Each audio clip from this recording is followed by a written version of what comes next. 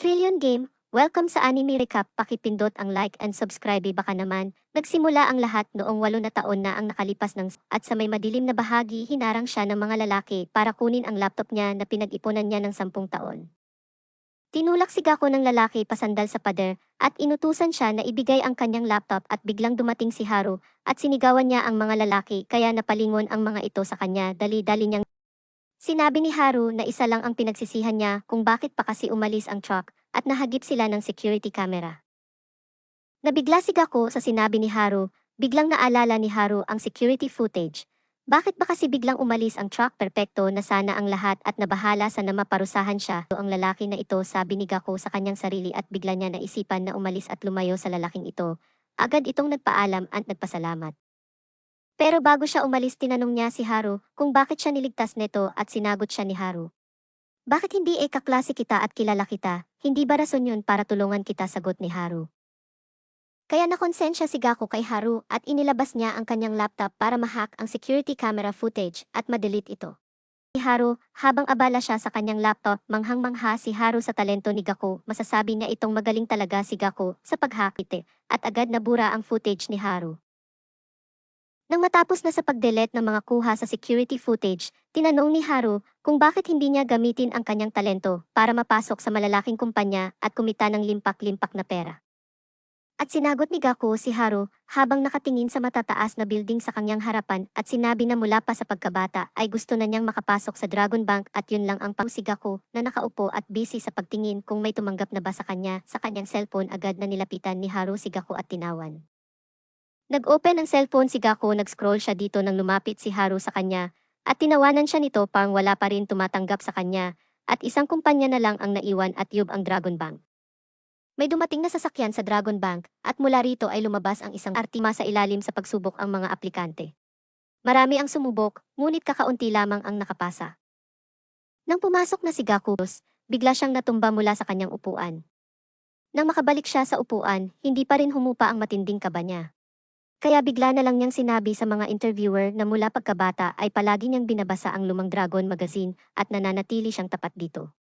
Ipinahayag din niya na ang pangarap niya ay makapasok sa Dragon Bank. Ang taos-puso niyang sagot ang agad na nakapukaw ng pansin ni Kurihin. Kaya naman, halos lahat ng interviewer ay binigyan siya ng mababang grado. Ngunit si Kurihime, na may matalas na pakiramdam, ay alam na may kakaibang galing ang lalaking ito. Sinabihan niya ang ibakit ang kanyang paraan ng pagpapahayag. Halos napapatawa niya ang mga interviewer sa kanyang kwento, at dahil dito, lalo niyang nakuha ang kanilang atensyon. Hindi rin nakaligtas kay Kurihime ang kanyang karisma, kaya unti-unti siyang nagka-interes kay Haru. Maraming ibinahagi si Haru sa kanyang interview, kabilang na ang kanyang karanasan sa pagtatrabaho overseas sa isang conflict zone. Ikinuwento niya kung paano siya nakaligtas sa kabila ng panganib na para bang isang himala na buhay pa siya. Bagamat puno ng pagmamayabang ang kanyang mga sinasabi, madalas niyang ibalik ang papuri sa mga interviewer na lalong nagpalakas ng impresyon sa kanila. Dahil dito, mas lalo silang napabilib kay Haru. Tinanong siya ng isang interviewer tungkol sa nakasulat sa kanyang resume, totoo bang marami siyang alam na wika? Agad niya itong sinagot ng may kumpiyansa, sinasabing totoo ito. Dahil dito, tinanong siya ni napatingin ang mga interviewer kay Haru, halatang hindi nila naintindihan ang kanyang sagot. Gayunpaman, napahanga sila sa kanyang kumpiyansa at paraan ng pagsasagot.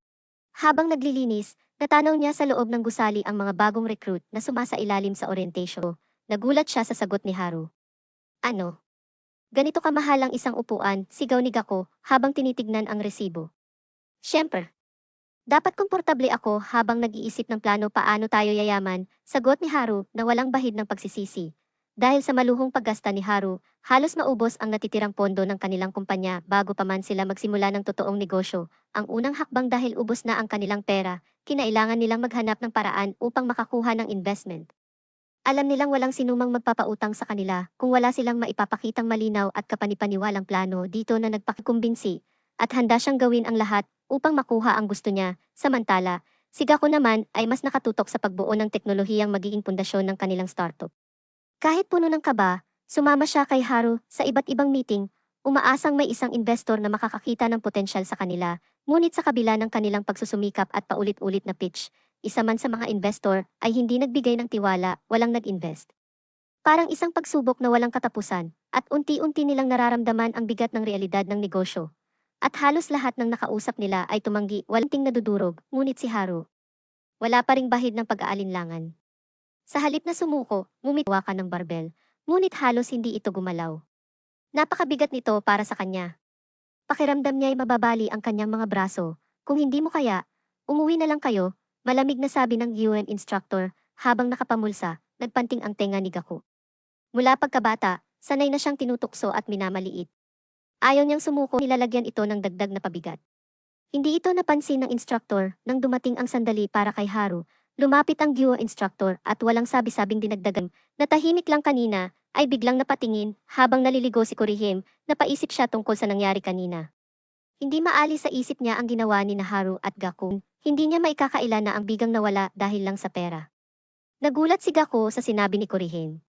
Totoo, maraming pagkakaibigang na may kumpiyansang ngiti sa labi. Dahil ang kapangyarihan ng aming pagkakaibigan ay matibay. Tumahimik si Kurihime. Sandali siyang tumingin sa kanila, tila sinusuri kung nagsasabi nga ba ng totoo si Haru. Ngunit sa loob-loob niya, ngayon lang siya o lugi sa negosyo, sagot niya, buong buhay ko. Sino bang may kailangan nito? Hindi naman kami yakuza. Napaisip si Gaku. Tama si Haru. Kung seryoso si Kurihime sa investment, bakit hindi na lang niya i-deposit ang pera sa bangko? Biglang tumawa si Kurihime. Gusto ko lang subukan kung kaya niyong mag-bluff, tulad ng fake weights kanina, sabi niya. Pero gusto niyo pa rin fake? Bluff. Napansin niyang parang walang serial number ang pera. Fake money ba ito? Sigaw niya, napaatras sa gulat. Hindi, sagot ni Haru, kalmado pa rin. Totoo, yan. Lalong nagulat si Gaku, pero halatang nag-aabang ng sagot. Siyempre, meron, sagot ni Kurihime, habang pinagmamasdan silang dalawa. Gustong gusto ko kayong